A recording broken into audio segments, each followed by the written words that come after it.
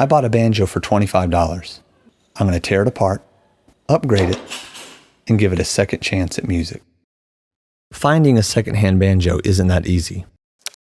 A quick look on Craigslist only yields modest results, with OfferUp and other sites showing even less. You can imagine my surprise when my dad sent me this picture. I opened the link and saw that it was $25. We sent the seller a message and they agreed to meet up with us 2 nights later.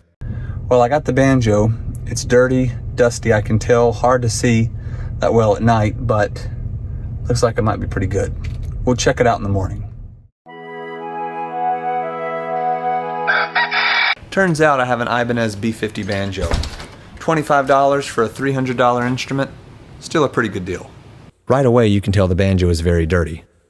The previous owner told me that it had been left in a corner for several years. Thankfully, a quick examination shows no major flaws in its structure. A banjo is a beautiful and somewhat complicated instrument with many parts. A banjo has a head, a neck, and a body. Don't we all? The little metal lines are called frets. You push down on the strings in between these guys to get different notes. The tuners are for tightening each string to the right tension. If you have kids, you know they love to turn these tuners until the string pops. There's a special 5th string tuner. This short string gives the banjo its happy sound.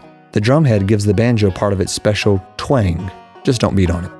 The armrest allows you to relax and focus on picking. Banjo picking, that is. The tailpiece holds the strings on the bottom of the banjo, while the bridge lifts the strings up and off the head and frets. The resonator is basically the back of the banjo. And let's not forget about the 5 wires, commonly known as strings. Now you could replace all of the parts on a banjo whenever you're upgrading it. Hopefully we're not going to have to do that though. Instead we just want to replace the essentials. So let's go do that. First we'll need some banjo strings. I don't know how to say the name. Dingerio, I don't even know. F1 oil for the fretboard, a tuner, some snips for the strings, a dusting brush, a string winder, and a wedge block to hold the neck of the banjo. Now a quick song and we get to work.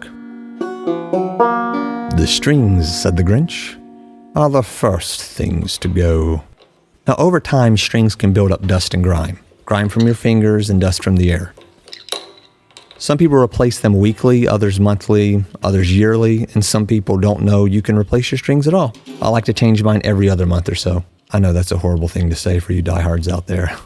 After getting a good look at the drum head, I decided to replace it. The tailpiece and resonator need to come off first.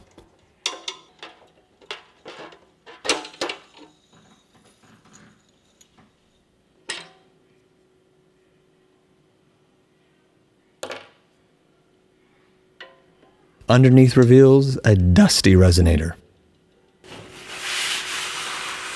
Wow. I think that's good. There we go. We'll let it dry. Inside the banjo, we find a single coordinator rod. The rod protects the rim from collapsing under the pressure of the string tension. With the brackets loose, I can now remove the ring. And now I can remove the drum head and get down to the nitty-gritty. There's a special relaxation associated with cleaning an old instrument that has been neglected for years. It's hard to describe, but if you've ever done it before, you know exactly what I'm talking about. When a fretboard is very dry, the wood can retract and almost shrink a little bit. Adding some fretboard oil helps to stop that. Just add a dot to each fret spacing and then rub it in. Trust me, your banjo will thank you for it. Changing the drum head on your banjo can really change the tone of your instrument. Choosing the right one for the right sound that you want is very important. Let me show you the 6 main types you can choose from. Frosted top. This is the most popular head made for a 5-string resonator banjo. It has a crisp, bright sound with good snap and not too much sustain. Bottom frosted. The smooth top doesn't make any noise if your fingers drag across the surface. Renaissance. Another favorite of old-time and clawhammer players, the Renaissance sits somewhere in between bright and warm tones. The black banjo head. Strikingly different, this head is very mellow in tone with long sustain, lots of low-frequency response. Beware though, it's not as sharp or as clear as some of the other frosted tops. Clear head. The clear head is great for showing inlays, gold plating, or other artwork done inside the banjo. The tone is sweet and clear with long sustain. It has a bit less bass than some of the other heads though. Lastly, fiber skin. This is a favorite of old-time clawhammer, frailing type banjoist. It's preferred for its warm, round, not too sharp character. It tends to have more of a plucky sound as well. It was intended to emulate the tone of calf skin without mounting and maintenance of real skin.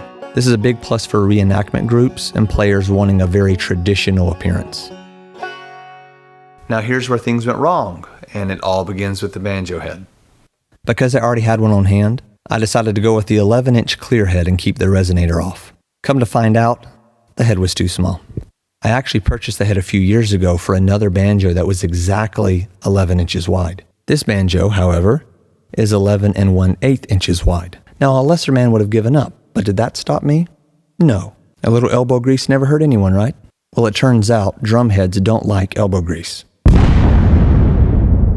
I broke the banjo head.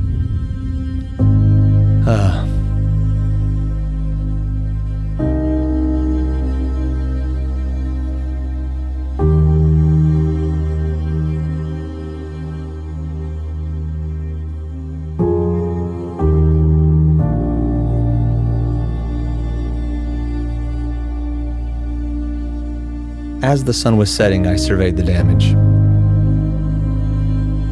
This would have to wait for another day while I ordered another banjo head.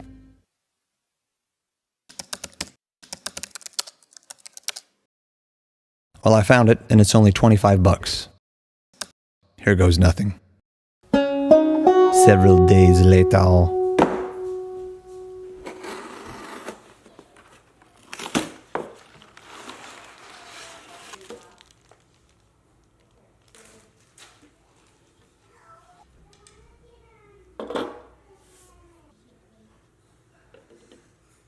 It seems to fit good, so let's reassemble the banjo.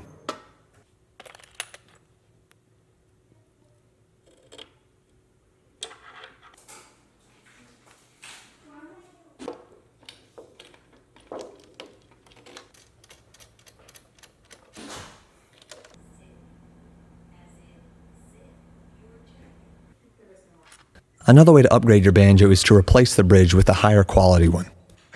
I prefer the stuffy snuffy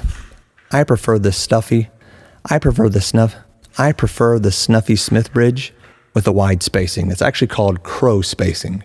If you have larger hands or just prefer more space between the strings, this is the way to go. I gotta say, every banjo player should experience changing their own strings. Once you do it, you'll realize you are much more capable of these type of things than you thought. There's even a little guide on the back that shows you where each string should go. Feed the string through the tailpiece. Place the hoop ends on the tailpiece hooks. Clip the excess string. Connect the strings to the post. Wind it on up. Place the bridge on the drum head. If you're interested in some of the other projects that I'm working on, be sure to subscribe so you don't miss out when I post my next video. The 12th fret should be exactly halfway between the bridge and the nut. Grab a measuring tape and adjust your bridge until it is just right. If you don't, your banjo is going to sound out of tune when you play it, even if it is in tune according to a tuner. I'll then check the head tension with the drum dial and tighten down the brackets where needed. This is to distribute the pressure evenly. Lastly, I'll tune the banjo down 1/2 a step. This gives it a nice rich tone. I have a video on how to do this if you're interested. I can't believe it, but it's done. What started as a small project ended up taking a lot longer than I had anticipated. Underneath the dusty exterior was a beautiful instrument that needed a second chance at music. Now this transformation got me thinking. Perhaps you own an instrument. Have you picked it up in a while? You see, I found that our instruments say a lot more about us than we do about them. We own them with good intentions, yet we spend no time learning them. We get caught up in our busy routines of life, and it becomes easy to set our instrument in the corner for another day. But what you don't realize is that you're depriving yourself of the special music that only you can make.